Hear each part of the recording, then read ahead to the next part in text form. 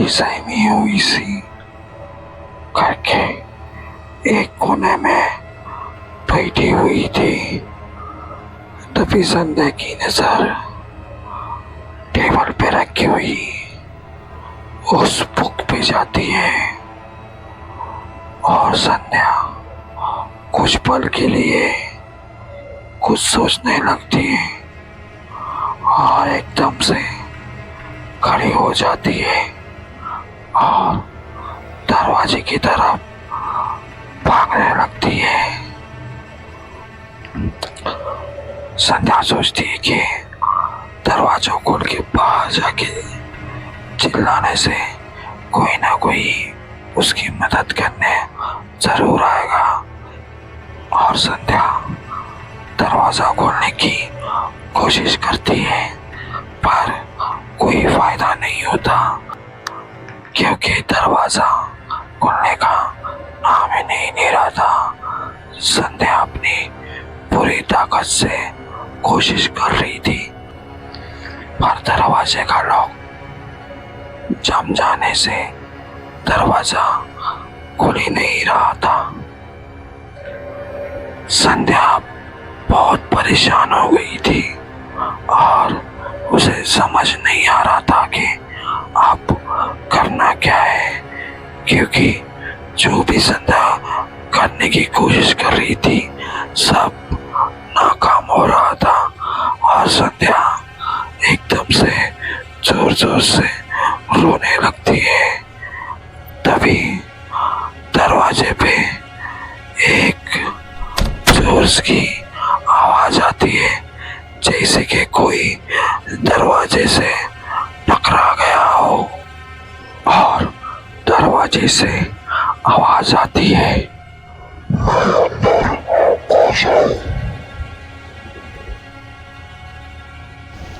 संध्या वो आवाज सुन के दरवाजे से दूर हो जाती है और काफी डर जाती है और दरवाजा एकदम से बड़ी जोरदार आवाज के साथ खुल जाता है। संध्या सोच रही थी कि आखिर उसके साथ ये सब क्या हो रहा है और क्यों हो रहा है और संध्या डरी सहमी सी बस उस दरवाजे को घूरे जा रही थी। तब संध्या कुछ ऐसा देख लेती है जिससे संध्या की आंखें डर से लाल हो जाती है। संध्या इतनी डर जाती है कि उसका पसीना है कि रुकने का नाम नहीं ले रहा था। हाथ पैर कांपने लग जाते हैं, दिल की धड़कनें एकदम से तेज हो जाती है। संध्या देखती है कि उससे कुछ दूरी पे दरवाजे में एक औरत खड़ी थी जिसने सफेद कपड़े पहने थे, लंबे बाल, काली काली ढसी हुई आंखें, एक भयानक हंसी, लंबे लंबे हाथ और वो बस संध्या की तरफ घूरती जा रही थी और एक भयानक हंसी संध्या की तरफ देखकर दे रही थी। संध्या उसे देख के डर के मारे इतना डर जाती है कि संध्या बेहोश होने लगती है क्योंकि वो औरत एक चुड़ैल थी। संध्या बेहोश हो जाती है तब वो चुड़ैल संध्या के पास आ जाती है और संध्या के छाती पे हाथ रख के कुछ बड़बड़ाने लगती है। तभी अचानक संध्या को होश आ जाता है और संध्या उड़ जाती है और भागने लगती है। चुड़ैल अपनी जादुई ताकत से संध्या को फिर से गिरा के अपने अपनी तरफ खींच लेती है और संध्या के कान में बोलने लगती है, तुझे चलना होगा, तुम्हारी डील हुई है। ये सुन के संध्या डर के मारे फिर से भागना शुरू कर देती है और अपने बचाव के लिए कुछ हथियार ढूंढने लगती है। तब उसे एक चाकू मिल जाता है। संध्या चाकू लेके सीधा वो चाकू उस चुड़ैल की छाती में घोंप देती है, पर कोई फायदा नहीं होता क्योंकि उस चुड़ैल को कोई असर नहीं होता, क्योंकि वह पहले से ही मरी हुई एक भयानक चुड़ैल थी। चुड़ैल ये सब देख के हंसने लगती है।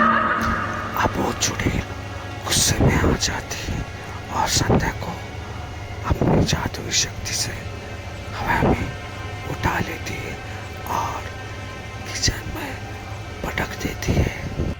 पटके जाने से संध्या जख्मी हो जाती है। फिर भी संध्या उठने की कोशिश करती है ताकि भाग सके। चुड़ैल फिर से संध्या को एक बार हवा में उठा लेती है और फिर से वही पटक देती है। संध्या फिर भी हार नहीं मान रही थी, तो भी संध्या उठ के खड़ा होने की कोशिश कर रही थी। तभी संध्या का फोन रिंग करने लगता है, पर अब देर हो चुकी थी क्योंकि संध्या के बेडरूम की तरफ अपनी पूरी शक्ति से संध्या को पटक देती है। अब संध्या इतनी बार पटके जाने से अधमरी हो चुकी थी। अब वो चुड़ैल बिना किसी रहम के संध्या को फिर से एक बार उठा लेती है और सामने वाली दीवार पर अपनी पूरी ताकत से संध्या को पटक देती है। इतनी बार पटके जाने से संध्या की सांसें अब बंद हो चुकी थी और संध्या इस दुनिया को छोड़ चुकी थी। अब वो चुड़ैल संध्या के बॉडी के पास आ जाती है और संध्या के बॉडी में से उसकी आत्मा निकाल लेती है। संध्या ने उस किताब में कुछ ये पढ़ा था, इसलिए संध्या उस दरवाजे के पास भागी थी ताकि बाहर जा सके। तभी हम देखते हैं कि वो अनजाने आदमी फिर से आ गया था और उस चुड़ैल से हाथ मिला रहा था।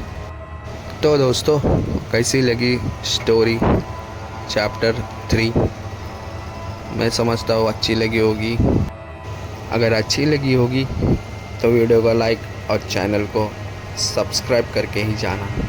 तो दोस्तों, आप सपोर्ट दिखाओगे तो मैं आपके लिए और अच्छी अच्छी कहानियाँ लेके आऊँगा। तो सब्सक्राइब करो और सपोर्ट करो। Okay, bye.